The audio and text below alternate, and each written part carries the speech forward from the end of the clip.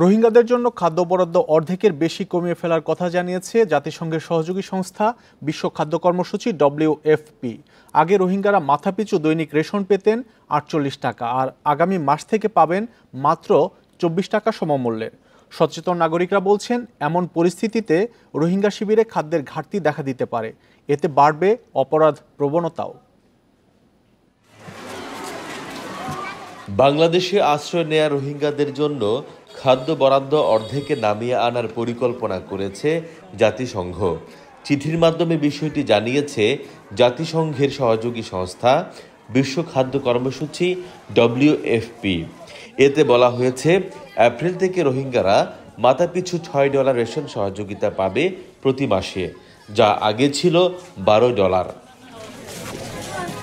হঠাৎ করে WFPর এমন সিদ্ধান্ত ভালো সংবাদ নয় মন্তব্য করে শরণার্থী ত্রাণ ও প্রত্যাবাসন কমিশনের কর্মকর্তারা বলছেন, এতে রোহিঙ্গাদের পুষ্টি ও জীবনযাত্রার বড় প্রভাব পড়বে। এটা ডেফিনেটলি 12.5 অর্ধেক কমে যাওয়া, এটা তো এটা ফুড সাপ্লাই, যে এটা বেসিক ফুড আপনার যে চাহিদা সেটা ব্যাপক হারে প্রভাব পড়বে, তার নিউট্রিশন সমস্যা হবে, এটা দৈনন্দিন খাবার দিয়ে দেওয়া তার জীবনযাপনে প্রভাব ফেলবে। অর্থ বরাদ্দ কমে গেলে এর প্রভাব রোহিঙ্গাদের পাশাপাশি স্থানীয় জনগোষ্ঠীর উপরও পড়বে। কক্সবাজার সিভিল সোসাইটির সভাপতি মনে করেন, খাদ্য সংকট দেখা দিলে রোহিঙ্গারা অপরাধের দিকে ঝুঁকে পড়তে পারে। অবভিয়াসলি এটা একটা, আমি বলেছি এটা নেতিবাচক প্রভাব পড়বে বাধ্য, কারণ ওদেরকে তো খাওয়ার জোগাড় করতে হবে। ছেলে মেয়ে যদি কান্না করে ওর খাবারটা কোত্থেকে আনবে? অবভিয়াসলি কোনো একটা খারাপ বা ভালো পথ যে কোনো একটা যেতে হবে। বর্তমানে বাংলাদেশে আশ্রিত রোহিঙ্গার সংখ্যা 12 লাখের বেশি। এর মধ্যে 8 লাখই অনুপ্রবেশ করে 2017 সালের শেষের দিকে। তৌফিকুল ইসলাম, ইন্ডিপেন্ডেন্ট নিউজ, কক্সবাজার। এ নিয়ে কথা বলতে আমাদের সঙ্গে যোগ দিচ্ছেন নিরাপত্তা বিশ্লেষক অবসরপ্রাপ্ত মেজর এমদাদুল ইসলাম। জনাব এমদাদুল ইসলাম, আপনাকে স্বাগত। শুরুতেই যে বিষয়টি জানতে যাচ্ছি, এই যে রোহিঙ্গাদের জন্য 48 টাকার বদলে এখন 24 টাকা নির্ধারণ করা হচ্ছে, এর প্রভাব আসলে কোন কোন দিকে পড়তে পারে? এটি আসলে বাস্তবসম্মত কিনা? ধন্যবাদ। আসলে এটা অত্যন্ত হতাশাজনক এবং দুর্ভাগ্যজনক বটে, কারণ আমরা এটা লক্ষ্য করে আসছি যে প্রথমত রোহিঙ্গাদের প্রত্যাবাসনের ব্যাপারে কোনো পদক্ষেপ আন্তর্জাতিক সম্প্রদায়ের পক্ষ থেকে তেমন দেখা যাচ্ছে না, বা আমাদের সরকারের পক্ষ থেকেও জোরালো তেমন কোনো পদক্ষেপ দেখা যাচ্ছে না। আসলে মৌলিক বিষয়টা হচ্ছে রোহিঙ্গাদের প্রত্যাবাসন। এখানে খাদ্য হয়তো একসময় দেখা যাবে যে এই সহায়তা পুরোপুরি বন্ধ হয়ে গেছে, এটাও হতে পারে। এখানে কোনো জোর নাই। এখানে যতটুকু তাদেরকে মোবিলাইজ করা যায় আন্তর্জাতিক সম্প্রদায়কে, ততটুকু খাদ্যশস্য বা সহায়তা আমরা পাচ্ছি। কিন্তু আলটিমেট ফ্যাক্ট ইজ দ্যাট এই রোহিঙ্গারা কিন্তু এখনো একজনও প্রত্যাবাসিত হয় নাই।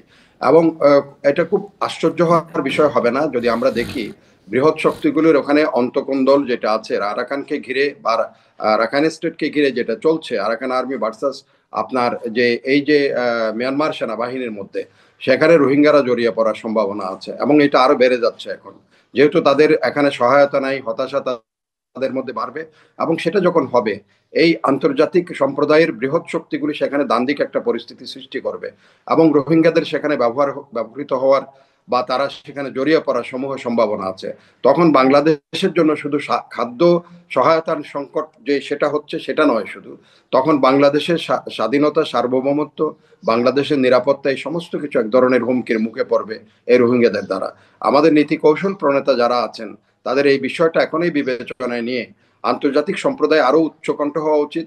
রোহিঙ্গা সম্প্রদায়কে প্রত্যাবাসনের জন্য সরকারের এজেন্ডার মধ্যে অন্যতম এটা এজেন্ডা হওয়া উচিত। এখন আমাদের দেশে একটা জিনিস হচ্ছে ইদানিং, সেটা হচ্ছে রাজনৈতিক এত বেশি আমরা বিভিন্ন কর্মকাণ্ডে বা সংস্কারে এত বেশি জড়িয়ে পড়েছি, রোহিঙ্গা বিষয়টা সেখানে সাইডলাইনে চলে যাচ্ছে অনেকটা। একইভাবে আন্তর্জাতিক সম্প্রদায়ের কাছেও এটা সাইডলাইনে চলে গেছে। সুতরাং খাদ্য সাহায্য কমে যাওয়াটা যেমন দুর্ভাগ্যজনক, হতাশাজনক, উদ্বেগজনক, একইভাবে রোহিঙ্গাদের সাইডলাইনে প্রত্যাবাসনের বিষয়টা সাইডলাইনে চলে যাওয়া, এটা আরো বেশি উদ্বেগজনক, আরো বেশি উৎকণ্ঠার বিষয়। এটা এমদাদুল ইসলাম, আরেকটি বিষয় জানতে যাচ্ছি, সেটি হচ্ছে যে এই যে এমন পরিস্থিতিতে বাংলাদেশ সরকারের কি করণীয়, আর এই 48 টাকা থেকে 24 টাকায় নামিয়ে আনা বরাদ্দ, এতে অপরাধ প্রবণতা কি ধরনের আসলে প্রভাব পড়বে, যে অপরাধ প্রবণতা বাড়বে কিনা? দেখুন, একজন মানুষ যখন তার চাহিদার তুলনায় অনেক বেশি সে সহায়তা পায়, তখন সে অন্য খাত থেকে তাকে তার সেই সংস্থানের জন্য তাকে হাত বাড়াতে হবে। তখন সেটা করতে গেলে অপরাধ প্রবণতা বাড়ার একেবারে সম্ভাবনা প্রচুর, সেই সম্ভাবনাটা বেশি করে রয়ে গেছে। একই সাথে বাংলাদেশ সরকারের কি করণীয়, সেই প্রশ্নটা হচ্ছে, বাংলাদেশ সরকার এখন যেমন এই যে আমাদের মাননীয় প্রধান উপদেষ্টা 25, 26, 27 তারিখে চায়না যাওয়ার একটা প্রোগ্রাম আমরা বিভিন্ন গণমাধ্যমে দেখছি, সেখানে চায়নার সাথে যে বৈঠক হবে সেখানে জোরালোভাবে চায়নার কিন্তু এখানে একটা বড়সড় ভূমিকা রয়ে গেছে। এই যে রোহিঙ্গা প্রত্যাবাসনের ব্যাপারে মিয়ানমারের উপরে তাদের উপর যথেষ্ট একটা প্রভাব চীনের আছে। সেই প্রভাবটা কাজে লাগানোর চেষ্টা করতে হবে। একইভাবে আন্তর্জাতিক সম্প্রদায়, যেমন এর ভিতরেই আমরা দেখেছি যে মিয়ানমারের জান্তা প্রধান জেনারেল মিয়ং মস্কো সফর করেছেন, সেখানে রাশিয়ার সাথে একটা বোঝাপড়া তার আছে। এগুলি যদি বেশি করে এগুলি নিউট্রালাইজ করা না যায় ডিপ্লোম্যাটিক্যালি, তাহলে হবে কি, তারা প্রত্যাবাসনের দিকে কোনো ধরনের কেয়ার করবে না। তো সেটা করার জন্য যেই দুটো শক্তি এখন মিয়ানমার জনতাকে সহযোগিতা করছে, তার মধ্যে চীন এবং রাশিয়ার সাথে আমাদেরও সম্পর্ক রয়েছে। সেই সম্পর্কটাকে কাজে লাগিয়ে রোহিঙ্গাদের প্রত্যাবাসন করাটা আশু কর্তব্য হচ্ছে বর্তমান ইন্টারিম গভর্নমেন্টের। আর ওনারা যদি মনে করেন আমরা সাময়িক আছি, অন্তর্বর্তী আছি, এটা পরে থাকুক, তাইলে এই সংকট আরো বেশি ঘনীভূত হবে, বাংলাদেশের জন্য আরো বেশি ঝুঁকি তৈরি করবে। জনাব এমদাদুল ইসলাম, আপনাকে অনেক ধন্যবাদ আমাদের সাথে যুক্ত হওয়ার জন্য। এবার অন্যান্য প্রসঙ্গ। বাংলাদেশের রাজনৈতিক ভাগ্য কেবল জনগণই নির্ধারণ করবে বলে জানিয়েছেন বিএনপি মহাসচিব মির্জা ফখরুল ইসলাম আলমগীর। বিশ্বব্যাপী বন্ধু এবং অংশীদাররা দেশের মানুষের সম্মিলিত বিকাশের জন্য সার্বিক সহযোগিতা করবে বলেও আশাবাদ জানান তিনি। বৃহস্পতিবার রাজধানীর একটি হোটেলে কূটনীতিকদের সম্মানে ইফতার অনুষ্ঠানে এসব কথা বলেন বিএনপি মহাসচিব। তিনি বলেন, 5 আগস্ট গণঅভ্যুত্থান প্রকৃতপক্ষে ফ্যাসিবাদী হাসিনা সরকারের বিরুদ্ধে জনগণের দীর্ঘস্থায়ী ক্ষোভের বিস্ফোরণ ছিল। জুলাই আগস্ট আন্দোলন হঠাৎ করে আবির্ভূত হয়নি, এটি ছিল বাংলাদেশের গণতন্ত্রপ্রেমী জনগণের দীর্ঘস্থায়ী সংগ্রামের অংশ। বিএনপি এবং অন্যান্য গণতন্ত্রপন্থী দলগুলো এই আন্দোলনের নেতৃত্ব দিয়েছে। বিএনপির এই ইফতার অনুষ্ঠানে যুক্তরাষ্ট্র, যুক্তরাজ্য, ভারত, চীন, জাপান, রাশিয়া সহ বিভিন্ন দেশের কূটনীতিকরা উপস্থিত ছিলেন।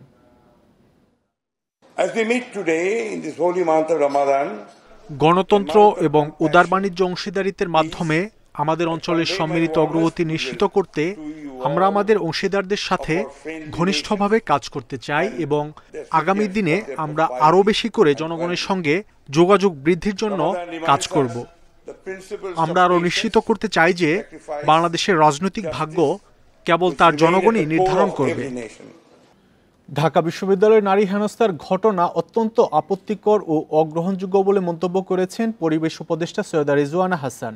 বলেছেন, মব জাস্টিসের মতো এমন নারী নির্যাতনের ঘটনাকেও সমর্থন করে না সরকার। বৃহস্পতিবার রাতে রামকৃষ্ণ মিশনে শ্রী রামকৃষ্ণ দেবের জন্মতিথি উপলক্ষে এক অনুষ্ঠানে প্রধান অতিথি ছিলেন রিজওয়ানা হাসান। অনুষ্ঠান শেষে সাংবাদিকদের প্রশ্নের উত্তরে উপদেষ্টা জানান, ঢাকা বিশ্ববিদ্যালয়ের মতো ঘটনা সরকার কঠোরভাবে দমন করতে চায়। এর পুনরাবৃত্তি ঠেকাতে কাজ চলছে। অভিযুক্তের জামিনের বিষয়ে বলেন, বিচারিক প্রক্রিয়ায় কেউ ছাড়া পেলে আপিলের সুযোগ রয়েছে।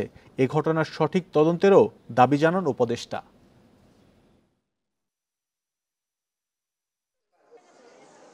দেখেন, এটা তো আসলে খুবই একটা আপত্তিকর এবং চরম অগ্রহণযোগ্য ঘটনা যেটা ঘটেছে, এবং এই ধরনের টিজিং, এই মব জাস্টিস, এই মোরাল পুলিশিং, এগুলোর কোনো সুযোগ বাংলাদেশে নেই। এগুলো সরকার কোনোভাবেই এন্ডোর্স করছে না, বরং একেবারে কঠোরতম ব্যবস্থায় সরকার যাচ্ছে। কিন্তু রাজধানীতে শেখ পরিবারের 4টি ফ্ল্যাটের সন্ধান পেয়েছে দুর্নীতি দমন কমিশন দুদক। সংস্থাটির দাবি, ইস্টার্ন হাউজিংকে প্লট সুবিধা দিয়ে বিনামূল্যে এসব ফ্ল্যাটের মালিক সজীব অজেদ জয়, সাইম অজেদ পুতুল, আজমিনা সিদ্দিক রূপন্তী ও রাদওয়ান মুজিব সিদ্দিক ববি। দুদক বলছে, রাজধানীতে ফ্ল্যাট থাকা সত্ত্বেও আইন লঙ্ঘন করে শেখ পরিবারের সদস্যদের পূর্বাচলে 60 কাঠার 6টি প্লট বরাদ্দ দেওয়া হয়। 2022 সালে শেখ হাসিনা সহ তার পরিবারের 6 সদস্য পূর্বাচলে 10 কাঠা করে মোট 60 কাঠার 6টি প্লট পান। রাজধানীতে প্লট বা ফ্ল্যাট থাকার পরও প্রধানমন্ত্রীর বিশেষ ক্ষমতায় এসব প্লট বরাদ্দ দেয়ার বৈধতা নিয়ে প্রশ্ন ওঠে। এ নিয়ে জানুয়ারি মাসে শেখ হাসিনা, রেহেনা ও তার 5 সন্তান সহ 14 সরকারি কর্মকর্তার বিরুদ্ধে 6টি মামলা করে দুদক। সম্প্রতি শেখ হাসিনা ও শেখ রেহানার 4 সন্তান সজীব ওয়াজেদ জয়, সাইমা ওয়াজেদ পুতুল, আজমিনা সিদ্দিক রূপন্তী ও রেদওয়ান মুজিব সিদ্দিকের 4টি ফ্ল্যাট খুঁজে বের করে দুদকের দল। শেখ হাসিনা আত্মীয় বোনের মেয়ে টিউলিপ, আজমিনা সিদ্দিকি, এদের ফ্ল্যাট আছে। কোন ফ্ল্যাটগুলো এটা? B202 ওখানে ওনাদের ফ্ল্যাট কয় তলায়? এটা হলো লিফটের 2 এ। দুদকের দাবি, রাজুক থেকে স্টার্ন হাউজিংকে প্লট বরাদ্দের সুবিধা দিয়ে বিনামূল্যে নেওয়া হয় এসব ফ্ল্যাট। তবে তদন্তের স্বার্থে এখনই বিস্তারিত বলতে রাজি নয় দুদক। অনুসন্ধান টিম এই বিষয়ে দালিলিক প্রমাণাদি সংগ্রহ করছেন এবং দালিলিক প্রমাণাদি সংগ্রহ শেষে তারা প্রতিবেদন দাখিল করবেন কমিশনের নিকট এবং কমিশনের অনুমোদন ক্রমে পরবর্তীতে এই বিষয়ে ব্যবস্থা নেওয়া হবে। দুদক সূত্র জানায়, রাজধানীতে টিউলিপ সিদ্দিকিরও একটি ফ্ল্যাট খুঁজে বেড়াচ্ছে তাদের তদন্ত দল। রিশাদ হুদা, ইন্ডিপেন্ডেন্ট নিউজ, ঢাকা। জুলাই গণহত্যার মামলা আন্তর্জাতিক অপরাধ আদালতে পাঠাতে সরকারকে আহ্বান জানিয়েছে চিফ প্রসিকিউটরের বিশেষ উপদেষ্টা টবি ক্যাডব্যান। বৃহস্পতিবার রাষ্ট্রীয় অতিথি ভবন যমুনায় প্রধান উপদেষ্টার সঙ্গে সাক্ষাৎকালে এ আহ্বান জানান তিনি। বৈঠকে এ মামলায় আন্তর্জাতিক অপরাধ আদালতকে কিভাবে কাজে লাগানো যায় সে বিষয়ে আলোচনা হয়। আন্তর্জাতিক সহযোগিতার সম্ভাবনা এবং ন্যায় বিচারের ক্ষেত্রে বাংলাদেশের আদালতের দায়িত্বের বিষয়টিও বৈঠকে উঠে আসে। এ সময় প্রধান উপদেষ্টা বলেন, ন্যায় বিচার নিশ্চিত করতে আন্তর্জাতিক মান বজায় রাখতে হবে। জাতিসংঘের প্রতিবেদনের ভিত্তিতে জুলাই গণহত্যার নথি আন্তর্জাতিক আদালতে পাঠানোর বিষয়ে শিগগিরই সিদ্ধান্ত নেওয়া হবে বলেও উল্লেখ করেন তিনি।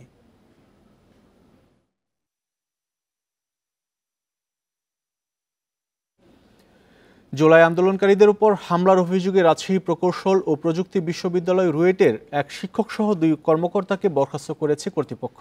বৃহস্পতিবার সন্ধ্যায় বিশ্ববিদ্যালয়ের 108তম সিন্ডিকেট সভায় এ সিদ্ধান্ত নেওয়া হয়। বরখাস্তকৃতরা হলেন রসায়ন বিভাগের সহকারী অধ্যাপক সিদ্ধার্থ শঙ্কর সাহা, তিনি রাজশাহী মহানগর স্বেচ্ছাসেবক লীগ নেতা। এছাড়া বরখাস্তকৃত অন্য 2 কর্মকর্তা হলেন নাইম রহমান নিবিড় এবং মহিদুল ইসলাম। জানা যায়, শিক্ষক সিদ্ধার্থ শঙ্করের বিরুদ্ধে জুলাই আন্দোলনে শিক্ষার্থীদের উপর হামলা এবং আহত ও নিহতদের অবমাননার অভিযোগ রয়েছে। ফলে ক্যাম্পাসে তাকে অবঞ্চিত করা হয় এবং বরখাস্তের দাবিতে প্রশাসনের কাছে আবেদন দিয়েছিল সাধারণ শিক্ষার্থীরা। এছাড়া তাদের বিরুদ্ধে কর্মস্থলে অনুপস্থিত থাকার অভিযোগ রয়েছে।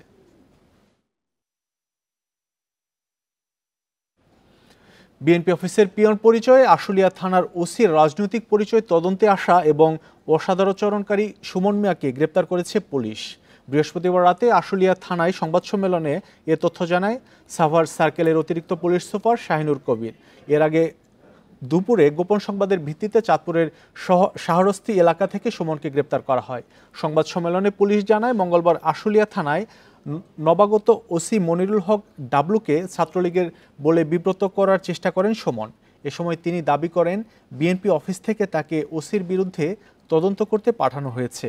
এ সংক্রান্ত একটি ভিডিও সামাজিক যোগাযোগ মাধ্যমে ভাইরাল হয়। পরে ভিডিওটির বিষয়ে বিএনপির ভেরিফাইড ফেসবুকে পোস্টে জানানো হয় ওই তরুণ বিএনপির কেউ নন।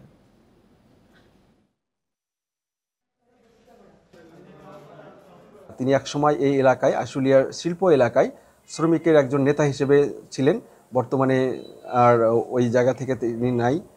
তবে কারো উস্কানি তিনি এই এলাকায়, যেহেতু এলাকায় বর্তমানে শান্তি শৃঙ্খলা ভালো আছে, এই এলাকায় অস্থিতিশীল কিভাবে তৈরি করা যায় সেটার জন্য কারো উস্কানিতে এটা করেছেন।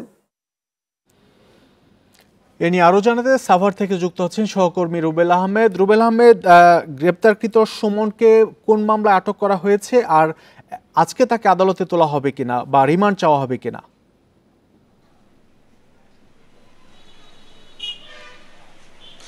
দেখুন, আমরা সংবাদটিতে যেমনটি বলছিলাম যে আশুলিয়া থানার যে নবাগত ওসি রয়েছেন তিনি গত 3 তারিখে যোগদান করেছেন, মনিরুল হক ডাবলু। তিনি যোগদান করার পরে কিন্তু আমরা সামাজিক যোগাযোগ মাধ্যমে তাকে নিয়ে বেশ কিছু প্রপাগান্ডা দেখতে পেয়েছি, বিভিন্ন ধরনের পোস্ট দেখতে পেয়েছি। কেউ দাবি করেছেন তিনি ছাত্রলীগের কর্মী, আবার কেউ বা তিনি বলেছেন তিনি যখন বিশ্ববিদ্যালয়ে পড়াশোনা করেছেন তিনি ছাত্রদলের সক্রিয় কর্মী ছিলেন বা পদধারী ছিলেন। এরপরেই কিন্তু আমরা দেখতে পেয়েছি তিনি 3 তারিখ যোগদানের পরে 4 তারিখ সকালে যে অভিযুক্ত সুমন রয়েছে তিনি কিন্তু বিএনপি পার্টি অফিসের পিয়ন পরিচয় দিয়ে সেই মনিরুল হক ডাবলু, যিনি অফিসার ইনচার্জ হিসেবে দায়িত্ব গ্রহণ করেছেন আশুলিয়া থানায়, তার কক্ষে এসে কিন্তু তিনি নিজেকে বিএনপি পার্টি অফিসের পিয়ন পরিচয় দিয়ে মনিরুল হক ডাবলু ছাত্রলীগের নেতা কিনা বা কর্মী কিনা সেই বিষয়টি তদন্তে এসেছেন বলে তিনি কিন্তু জানিয়েছেন এবং তিনি বিএনপির কেন্দ্রীয় নেতাদের বরাত দিয়ে কিন্তু বলেছেন তিনি সেখানে এসেছিলেন।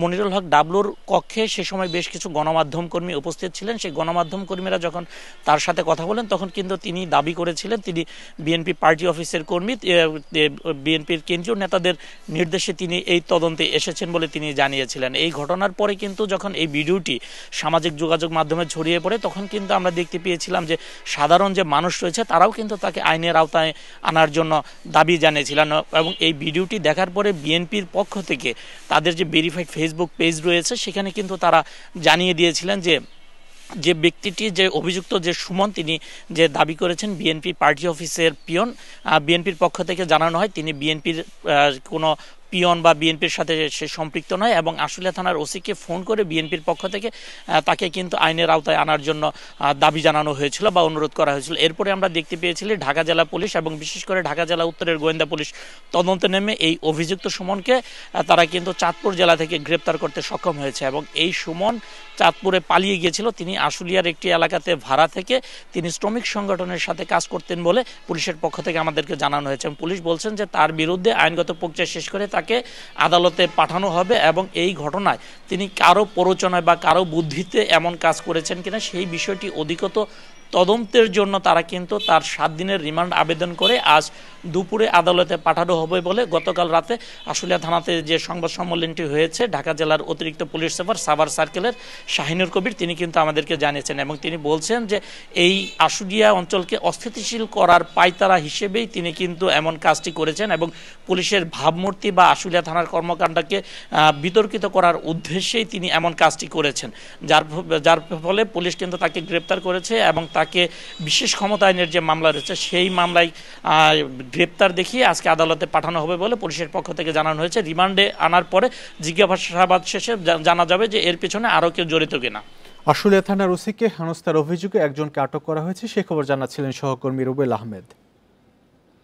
সুনামগঞ্জের শাল্লাই শ্রীহইল গ্রামে আশপাশের 5টি গ্রামে বরাবরই আধিপত্য বিস্তার নিয়ে সংঘর্ষের ঘটনা ঘটছে। এক সপ্তাহের মধ্যে কয়েক দফা সংঘর্ষে শতাধিক বাড়িঘরে হামলা লুটপাটের ঘটনা ঘটেছে। যুবদল নেতা ডালিম এবং সাবেক আইজিপি চৌধুরী আব্দুল আল মাহমুদের অনুসারী হিসেবে পরিচিত আফজাল মিয়ার মধ্যে উত্তেজনার কারণে আতঙ্কে সব গ্রামের মানুষ। শ্রীহাল গ্রামের হাওরের খাস জমি নিয়ে স্থানীয় আফজাল মিয়া ও জুবাইর আহমেদ ডালিমের অনুসারীদের বিরোধ দীর্ঘদিনের। 26 ফেব্রুয়ারি দুপক্ষের লোকজনের মধ্যে মারামারি জেরে এলাকায় উত্তেজনা বাড়ে। কয়েক দফা পাল্টাপাল্টি হামলায় 5 গ্রামের শতাধিক বাড়িঘর ভাঙচুর, লুটপাট হয়েছে। স্থানীয়রা বলছেন আফজাল মিয়া সাবেক আইজিপি চৌধুরী আব্দুল আল মাহমুদের ভাই, সাবেক উপজেলা চেয়ারম্যান আল আমিন চৌধুরীর ঘনিষ্ঠ। রাজনৈতিক পট পরিবর্তনের পর যুবদল নেতা জুবাইর আহমেদ ডালিমের সাথে তার বিরোধ চরমে ওঠে। দুপক্ষই মামলা করায় গ্রেপ্তার আতঙ্কে পুরুষশূন্য এসব গ্রাম। ট্রিপল মার্ডারের প্রধান আসামি আফজল, আমি লীগের ক্যাডার, হ্যাঁ সন্তান, সেই জন্য তো এলাকার মানুষ বয়ে সবাই এর সাথে তাহে। আমরা ছেলে সন্তান বাড়িতে আসতে পারে না, এমনি খুব অত্যাচার করে দিনে রাইতে। আমরা তো নিরাপত্তা জানের বয়ে কেউ আর করলো ডর করে। হামলা সংঘর্ষের জন্য একে অপরের উপর দায় চাপিয়ে পরিস্থিতি সামলাতে প্রশাসনের সহযোগিতা চান।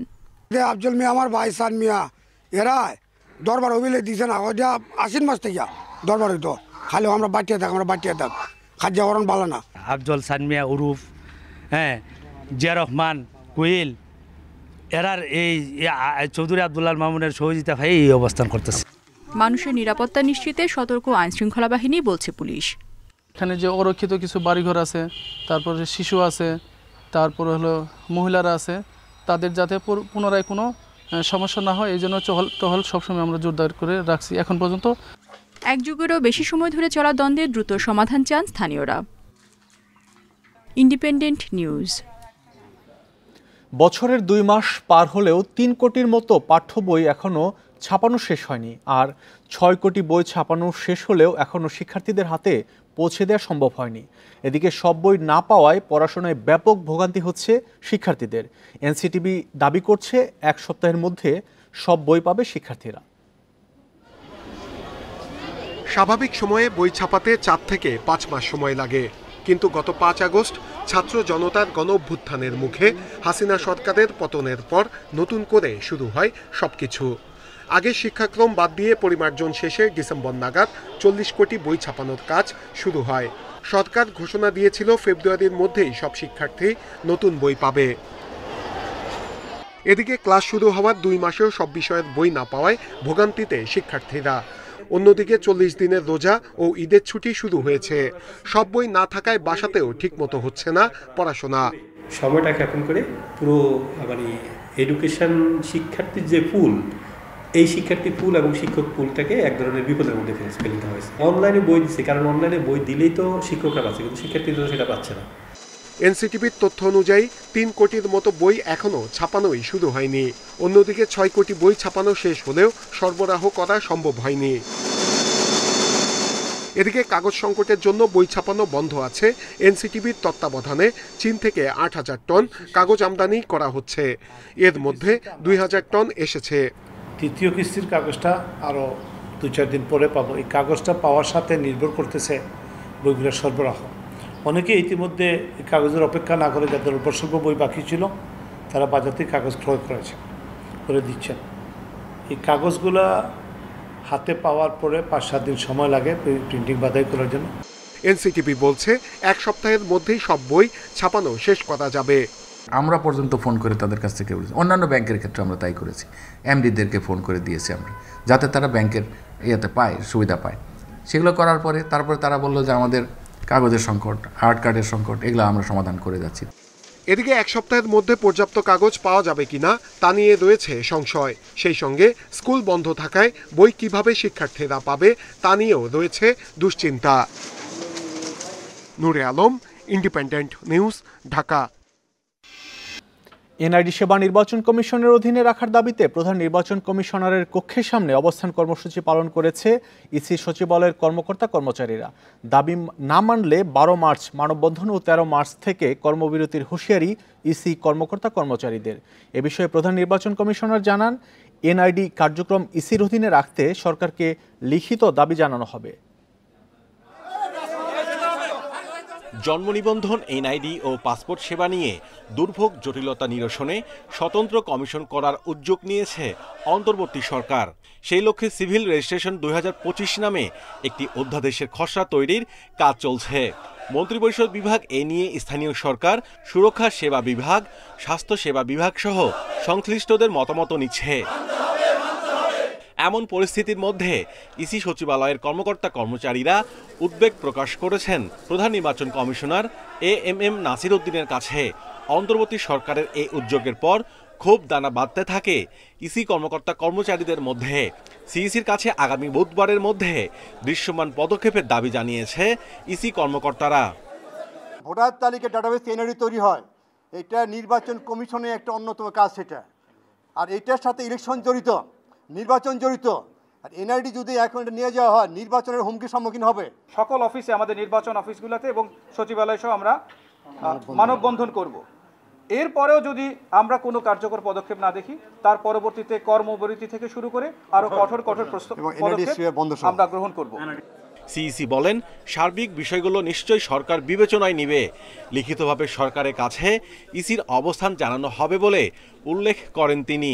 আমাদের অবস্থান আমরা লিখিতভাবে সরকারকে জানাবো, এবং আমি বিশ্বাস করি আপনাদের এই যে আমাদের যে মতামত, এগুলাকে গুরুত্ব দিয়ে সরকার একটা বাস্তব সবকিছু পরিস্থিতি সবকিছু বিবেচনায় নিয়ে একটা সুচিন্তিত সিদ্ধান্ত সরকার নেবে বলে আমি বিশ্বাস করি। এর আগে এনআইডি সেবা ইসি থেকে স্বরাষ্ট্র মন্ত্রণালয়ে নিয়েছিল আওয়ামী লীগ সরকার। সেই আইন বাতিল করে নতুন কমিশন গঠন করে এনআইডি নিতে চায় অন্তর্বর্তী সরকার। Mahmudul Hasan, independent news, Dhaka.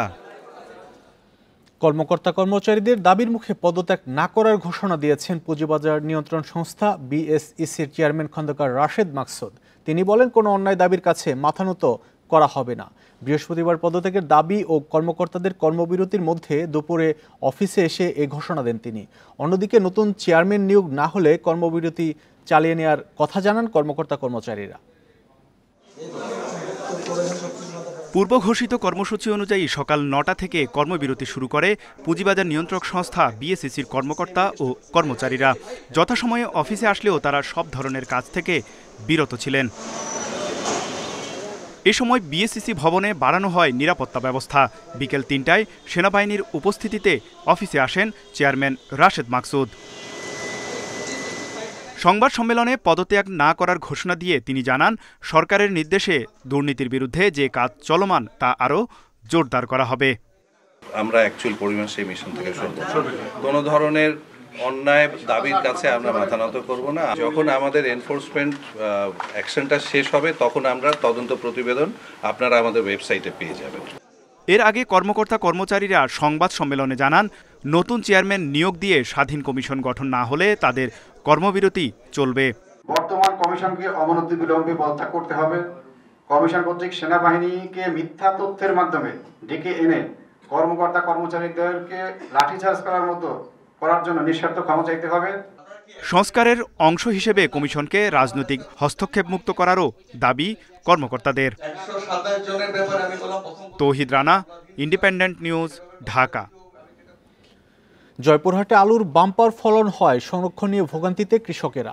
অভিযোগ, হিমাগার মালিকদের স্বজনপ্রীতির কারণে আলু রাখতে পারছে না প্রকৃত কৃষক। এতে বাধ্য হয়ে কম দামে বাজারে আলু বিক্রি করতে হচ্ছে তাদের।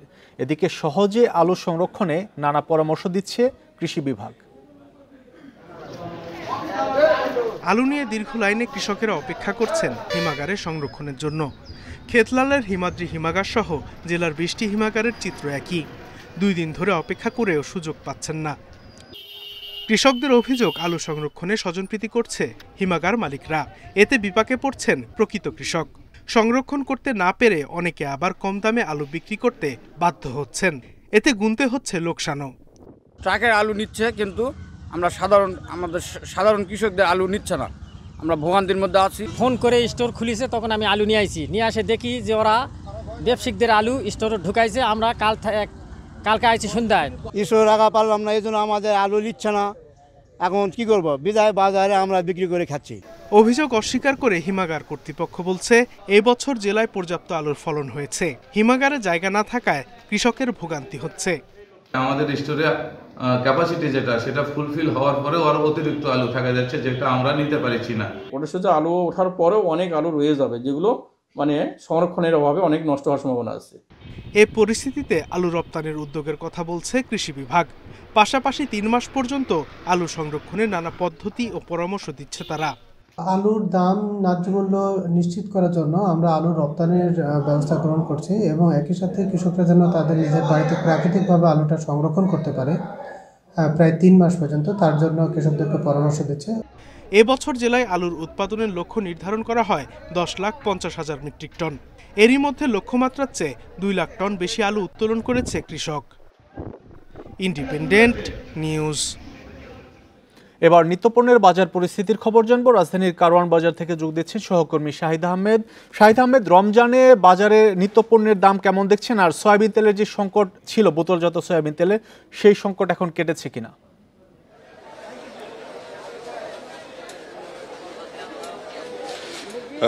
মাহমুদ শরীফ, আসলে এবার রমজানে বাজারের চিত্রটা একটু ভিন্ন। আসলে মানুষ যেরকম চিন্তা করে তার সম্পূর্ণ উল্টোটা বাজারে দেখা যাচ্ছে। আমি এই মুহূর্তে রাজধানী কারওয়ান বাজারে আছি। আমি যদি চিত্রটা দেখাই, প্রথমে সে ভিন্ন চিত্রের বিষয় যদি আপনাকে ব্যাখ্যা করি, সেক্ষেত্রে আমরা দেখব যে আসলে বিগত রমজানে মাস শুরু হতেই বেশিরভাগ নিত্যপণ্যের দাম বেড়েছে। এবারও কিন্তু মানুষ মনে করছে বাড়বে, কিন্তু এবারে চিত্রটা হচ্ছে সেই রমজানে যে বিশেষ বিশেষ পণ্যগুলো, সেই পণ্যগুলোর দাম নাই, বরং ক্ষেত্র বিশেষে দাম কমেছে। আমি যদি আপনাকে আরো সুনির্দিষ্ট করে বলি, গত বছর কিন্তু পেঁয়াজের মান ভেদে কিন্তু দাম ছিল প্রায় 100 টাকা, 90 থেকে 100, 110। সেই পেঁয়াজ কিন্তু বাজারে পাওয়া যাচ্ছে 40 থেকে 50 টাকার মধ্যে। আলুর কেজিও 20 টাকার মধ্যে বিক্রি হচ্ছে।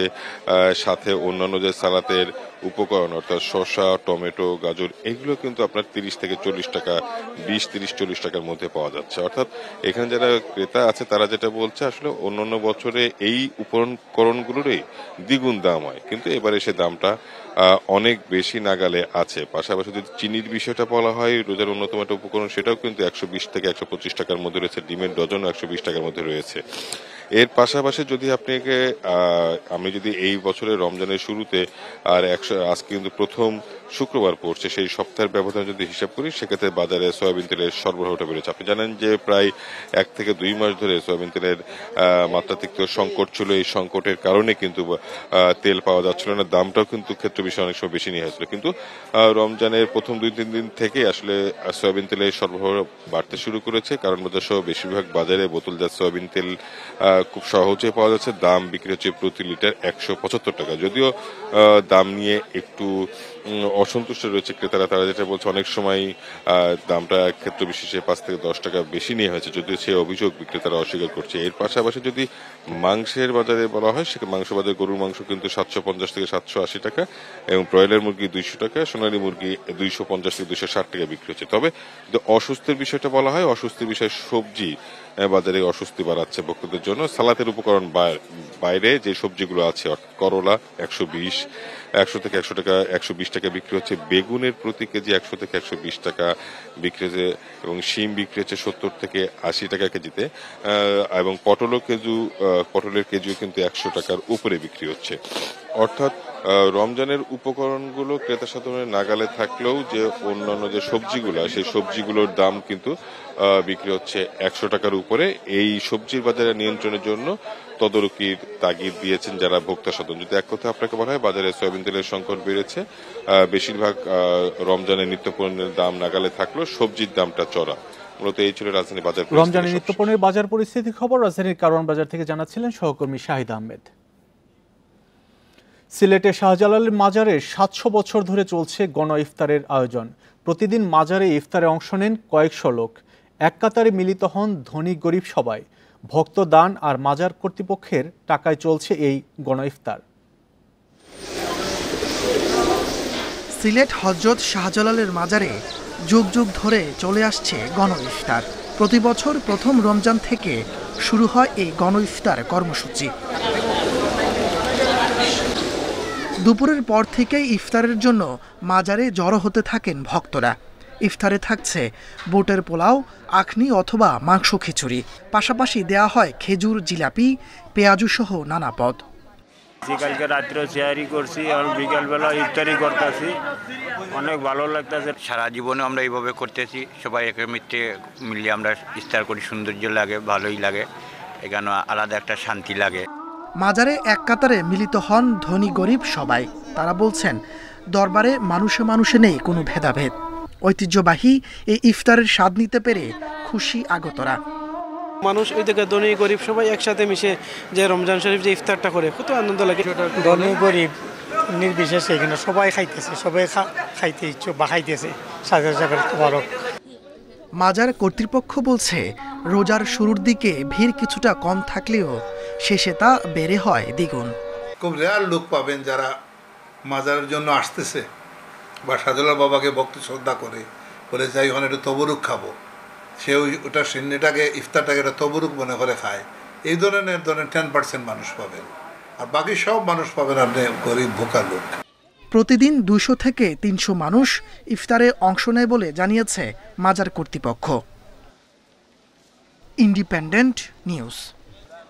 এই ছিল এখনকার সংবাদ। ইন্ডিপেন্ডেন্ট টেলিভিশনের সব খবর বিস্তারিত জানতে চোখ রাখুন ইউটিউব, ফেসবুক এবং এক্সে। এতক্ষণ সাথে থাকার জন্য ধন্যবাদ সবাইকে।